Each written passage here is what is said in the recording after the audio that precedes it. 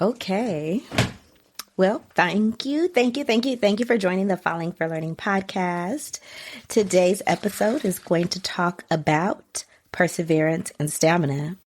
Now, again, this is a very personal topic to me because my book, Little Mobile Home on the Tundra, is getting its finishing touches.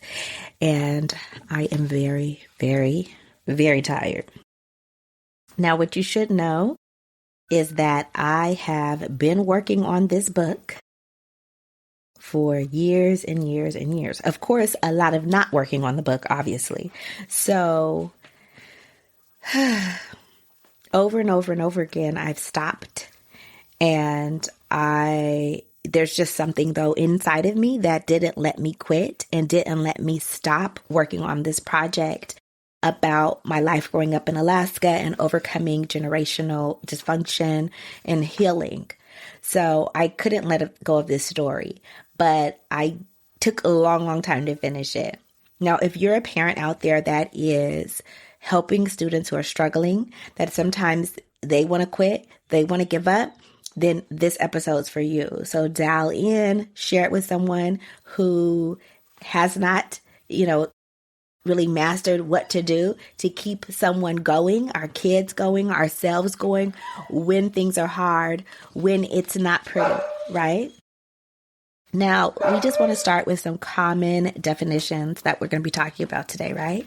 Stamina. Stamina, number one, is the ability to stay engaged over time. Now, engaged could mean that you have the energy. It means you have the will, right? So there's different ways to stay engaged over time. But obviously, having that staying power is what stamina is. And we know that some of our kids don't have that yet. And we're going to really talk about how to dig in and help them build that muscle. The other thing that we are going to be talking about is perseverance, right? That is the ability to keep going through a challenge or boredom, even boredom, because we know kids sometimes say, I'm bored. But of course, this is important information that they need to learn. This is a boring part of a particular process that they're learning, right? Especially when people are beginning to do something. They're learning the basics of ballet. Maybe kids were like looking at ballet and thinking, oh, that's so amazing. They're leaping in the air. They're doing all these things. But beginning ballet doesn't look anything like that, right? It is very slow, really building up those muscles and standing a certain way, taking a step here or there. So they might be bored with this beginning process, but it is needed and necessary for them to get to the leaping across the stage and a really, being as inspiring as the, prima ballerinas and all of that. So again, this is something that is so important, a tool, a skill, right, that we need to help equip our children with as they are growing up and getting ready to enter to the adult world, right? How do we make sure that they build that perseverance and stamina into their personal lives, which of course, in their academic lives, that's going to really translate as they are working on hard, challenging, really intensive processes and goals, right? So how do we do that? So it's really important for us to consider, kids really quit when they're frustrated. And as I think about working on my book, my book is so personal and I decided to make it fictional, but it is very personal. And part of it being personal is growing with the book, thinking about and reflecting on experiences that I've had at a younger age. And really, there were times in my life where I was not able to articulate why I felt a certain way or what was happening or what I wanted even. So I think this is very important for us to understand, that really helping kids to understand the process of going through something difficult or challenging. It looks different at different parts of the process. But I think very much so they need to really have an overview of what that process looks like from the beginning to the end. And again, it's easy to say what it is, but actually when they're in the process, you may need to point it out to them again. You will definitely need to point it out to them again, okay? But one of the first ways to make sure that we're building stamina and perseverance in kids is making sure that they have they're chunking out a task.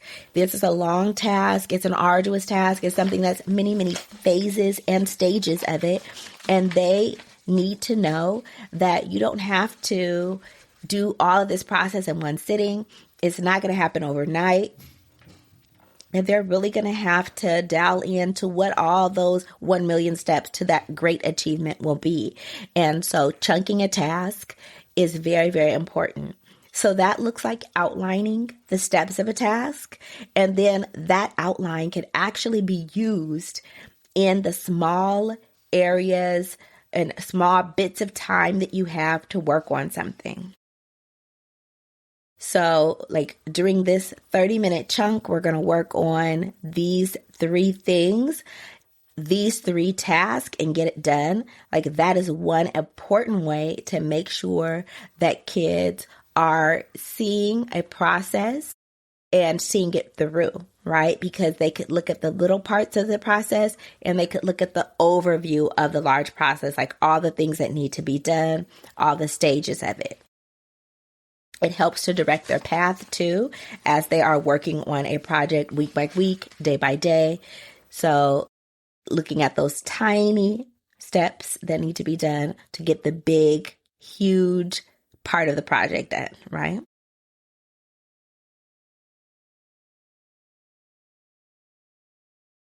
Side note, I'm sipping on some tea, medicinal tea. I'm starting to feel a little bit under the weather.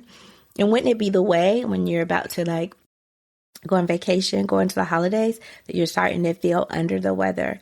But I'm fighting it with my medicinal tea, prayer, positive thoughts, right? Like, you're not going to take me down. In my work that I've been doing, you better believe I have been, as we're articulating with my students, like all that, and I'm having them do it. They're watching me do it. I've definitely been coughed, they've coughed in my face. They've sneezed in my face. I've like cleaned off like pools of mucus, snot, whatever you want to call it. So lots going on right now. So my immune system is fighting. I'm fighting with my medicinal tea, trying to get enough rest, do what I need to do to take care of myself, and, make sure that my students are washing their hands every time they do a very productively gross sneeze. Back to business. Back to business.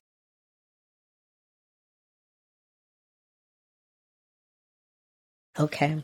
That's all the danger that I want to face in my daily life as a teacher is being sneezed and coughed on. Anywho, okay. Now my book is over 300 pages, okay? So I did have to break it down scene by scene. I had to really, sometimes I took a step back and then took a step back too long, like put it down for a year or 2 or whatever. But sometimes it was just processing, like really understanding and learning in that process. Oh my goodness. I hope you didn't hear that.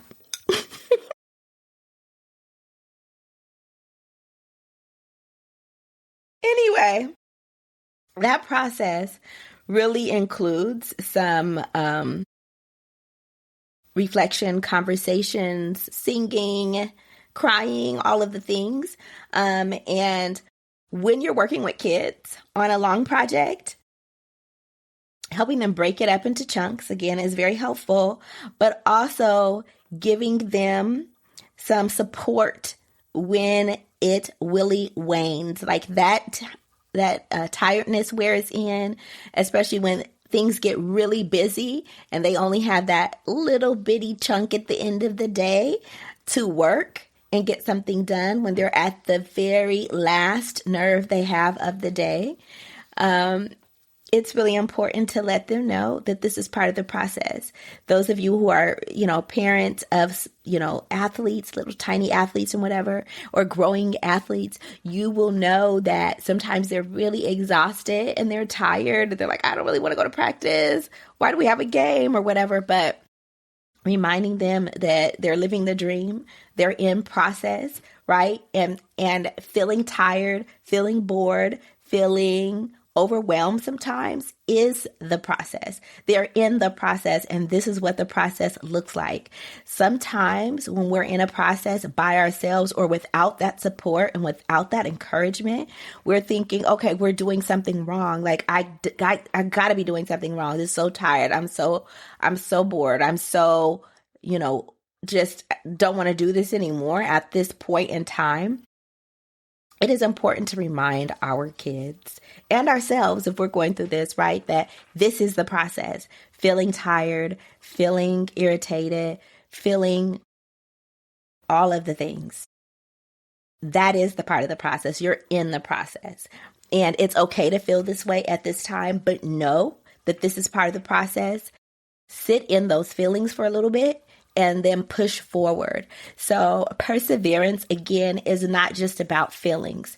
It's about showing up and continuing on when you don't feel like it, when you're tired, when you maybe don't feel like you even have any strength. Maybe take that break and get back to it. So perseverance is really something that kids want to be prepared for. You want to tell them, like, this is going to get hard. We're starting this process of learning ballet, of learning how to play soccer, of writing a book, whatever it is. And it might feel tiring sometimes.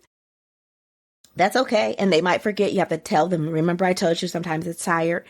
You're tired. This is how it feels. Sometimes you're bored. Like, this is the process and you're going to be okay. And lots of people have done it before you. And I had the same process. I felt the same way, and you could do it too. Right? So those kind of things that we could tell our children, we could prepare them ahead of time. Like, you are going to be able to finish this. But know that sometimes when you're trying to finish something hard, something arduous, something that is a gigantic task, a major accomplishment that you're trying to go through, you're going to feel like you're doing everything wrong or it's not working out, because that's part of perseverance, right? Sometimes there are setbacks along the way, right? One part of my, when I was writing my book, one of the people who was reading it, one of my professors was like, this character of the sister actually is only here like 3 times. And the rest of the scenes, there's no mention of the sister. There's no sister.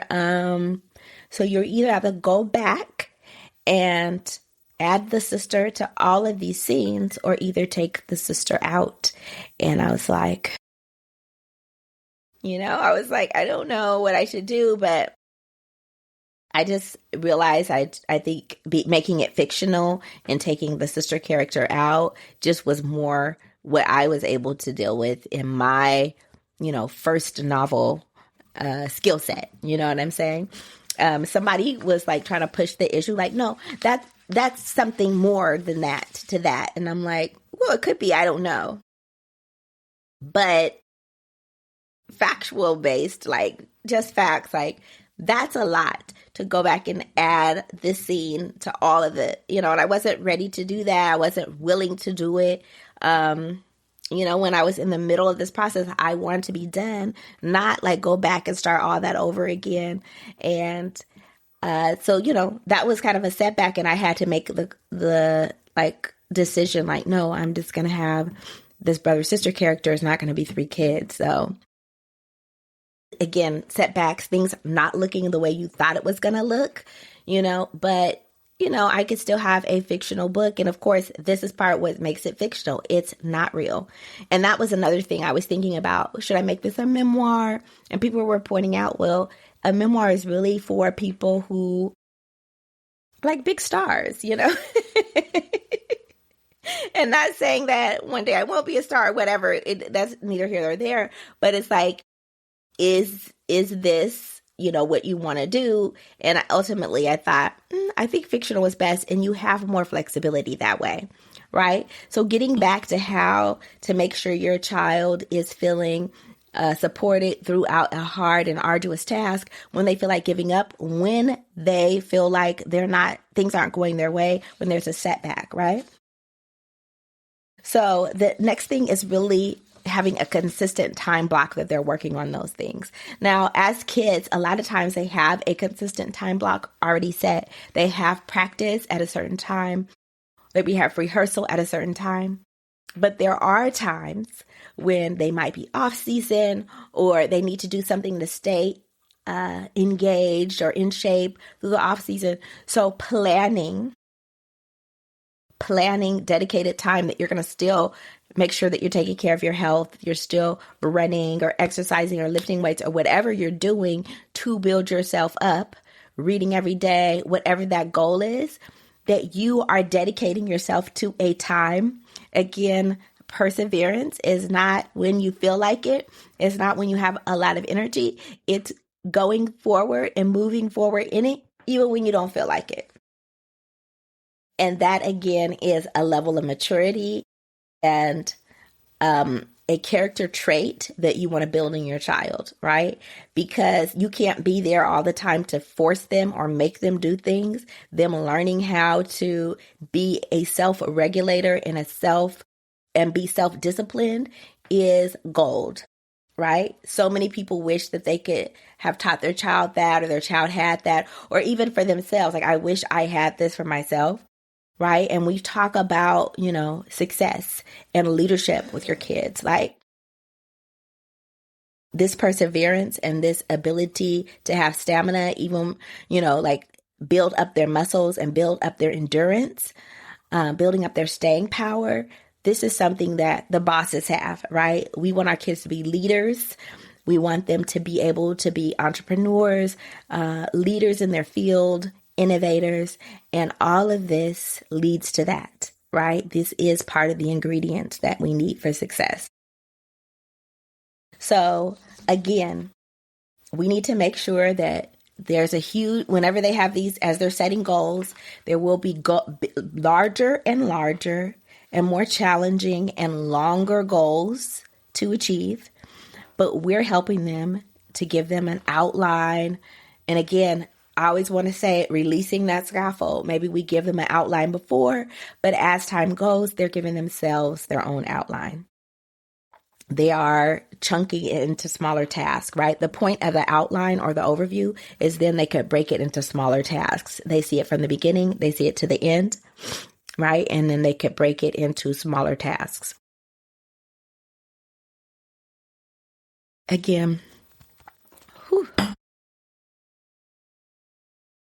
extremely important. All right. And other ways that you could do this is using checklists, timers, even breaking it into physical chunks as far as like folders and different containers that contain different stages of whatever project they're working on. Okay. Basically, once they finish this checklist, that is a win. We talked about in our last episode about celebrating wins. Even if they're small wins, it helps to fuel you forward, So it's so important that we are thinking about how to break a huge task into a huge accomplishment into small tasks, and then celebrate those wins as different stages or levels are reached.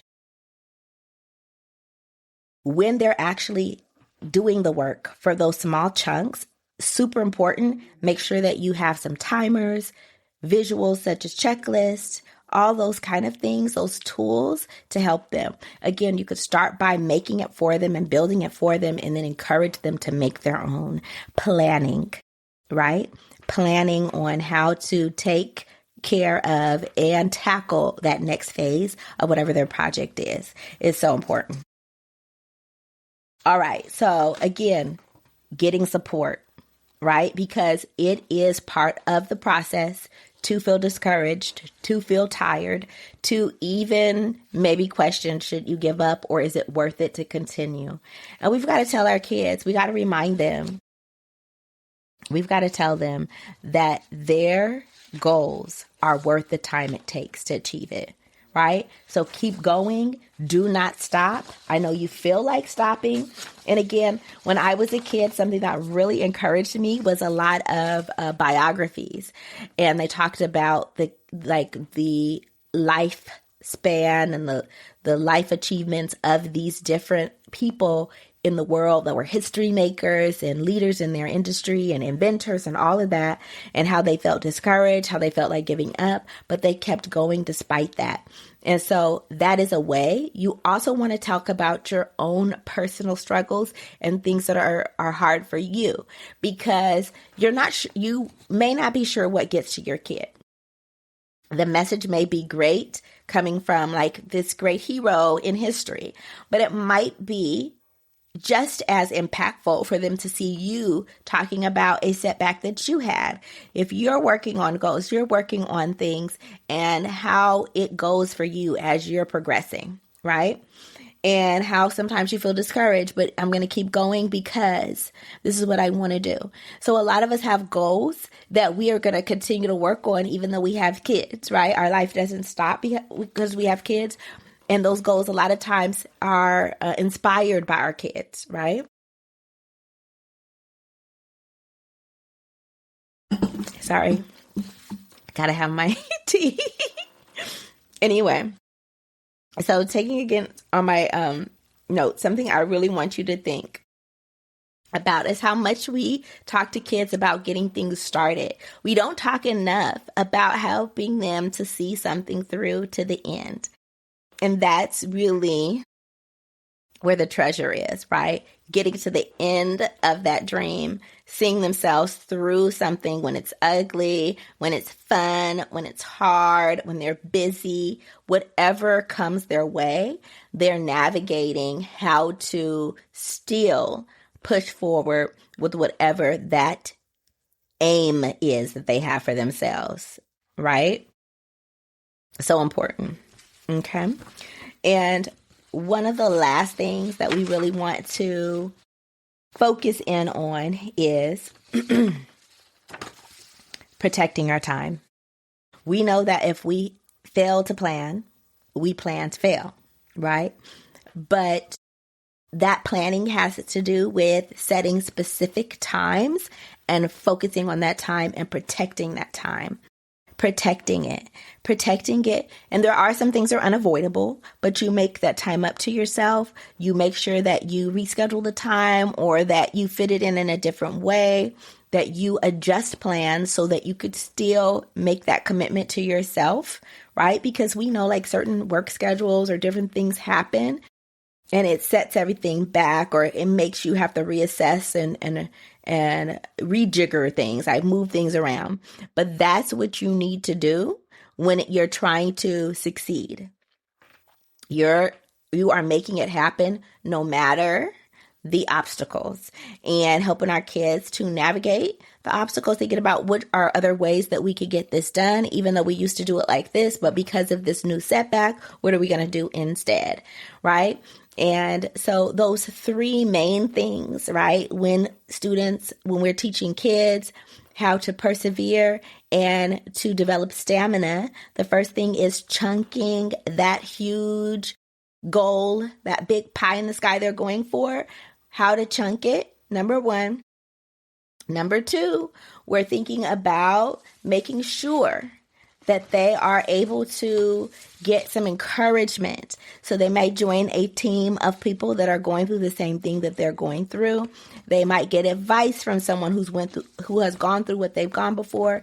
And then you might be that person that might be that one person in the cheering section for them. Just depends on what it is they're working on, and how it goes, right? You might be the only person, but make sure that they have that element where there's some encouragement. There's someone there to cheer them on and let them know that this is a phase where people get stuck. This is a phase where people get tired. This is part of the phase where people are feeling like everything is going wrong, but reminding them that the struggle is part of the process. The struggle is the process.